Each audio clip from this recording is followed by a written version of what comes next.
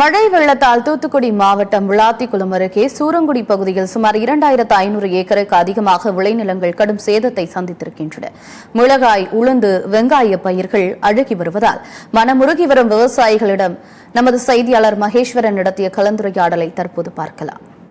விளாத்திக்குளம் தாலுகா சூரங்குடி பகுதியில் 2500க்கும் மேற்பட்ட ஏக்கரில் விவசாயிகள் விவசாயம் செய்து வருகின்றனர். மிளகாய், மல்லி, உளுந்து, வெங்காயம், அதேபோல் பயிர்கள் மற்றும் சிறுதானிய வகை பயிர்களை இவர்கள் விவசாயம் செய்து வரக்கூடிய சூழ்நிலையில் கடந்த வாரம் தூத்துக்குடியில் பெய்த கனமழையின் காரணமாக இந்த விவசாயிகள் கடுமையாக பாதிக்கப்பட்டது. இந்த ஆண்டு எங்களுக்கு மேலடுக்கு சுழற்சியின் காரணமாக இந்த பகுதியில் விடாத 5 நாட்கள் மிக கடுமையான மழை பெய்தது.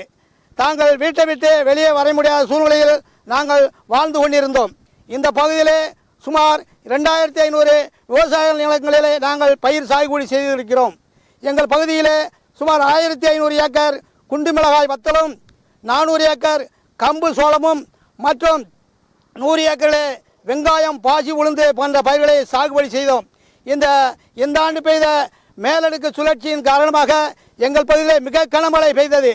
அந்த மழை நீரோடு நமது புதூர், பிற்கா, காடல்குடி, பிற்கா போன்ற ஏரியாக்களில் பெய்த விடாது மழையால் அந்த பகுதியினுடைய தண்ணீர் வந்து இந்த பகுதியிலே பெருமளவில் கலந்து எங்கள் பகுதியிலே சுமார் 6 அடி 7 அடி உயரத்திலே எங்கள் மானாவாரி நிலத்திலே தண்ணி தேங்கி அத்தனை விவசாயங்களையும் அழித்து விட்டன. கடந்த 17-18ஆம் தேதியில் பெய்த கனமழையின் காரணமாக விவசாயம் அனைத்தும் தண்ணீர் மூழ்கிவிட்டது.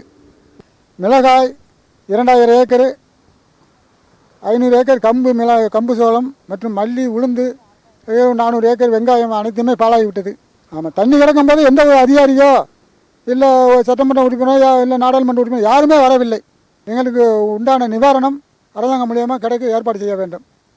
அது மட்டுமல்லாது மக்கள் பிரதிநிதிகளான எம்எல்ஏக்கள், எம்பிக்களும் இந்த பாதிக்கப்பட்ட பகுதிகளை வந்து இதுவரை பார்வையிடவில்லை என்ற ஒரு குற்றச்சாட்டையும் முன்வைக்கிறார்கள். கடனை உடனே வாங்கி விவசாயம் செய்த இந்த விவசாயிகளுக்கு இந்த பருவமழையானது மிகப்பெரிய ஒரு வருத்தத்தை ஏற்படுத்தியுள்ளதோடு இந்த விவசாயிகள் கடுமையாக ஒரு பாதிப்புக்கும் உள்ளாக்கியுள்ளது. பாதிக்கப்பட்ட இந்த விவசாயிகளுக்கு உடனடியாக தமிழக அரசு நடவடிக்கை எடுத்து இவர்களுக்கான வெள்ள நிவாரண நிதியை அறிவிக்க வேண்டும். அது மட்டுமல்லாது இழப்பீடு தொகையும் அறிவிக்க வேண்டும் என்று விவசாயிகள் கோரிக்கை விடுத்துள்ளார்கள். 40,000 முதல் 50,000 வரை இவர்கள் செலவு செய்து விவசாயம் செய்த சூழ்நிலையில் தமிழக அரசு இந்த வெள்ள நிவாரணமாக 50,000 வரை அறிவிக்க வேண்டும் என்ற ஒரு கோரிக்கையும் முன்வைக்கிறார்கள். உடனடியாக தமிழக அரசு சார்பில் சம்பந்தப்பட்ட துறை அதிகாரிகள் சூரங்குடி பகுதியில் ஆய்வு செய்து உரிய நிவாரணத்தை வழங்கிட நடவடிக்கை எடுக்க வேண்டும் என்பதே இந்த பகுதி விவசாயியுடைய கோரிக்கைகளாக உள்ளது. சத்தியம் செய்திகளுக்காக சூரங்குடியிலிருந்து மகேஸ்வரன்.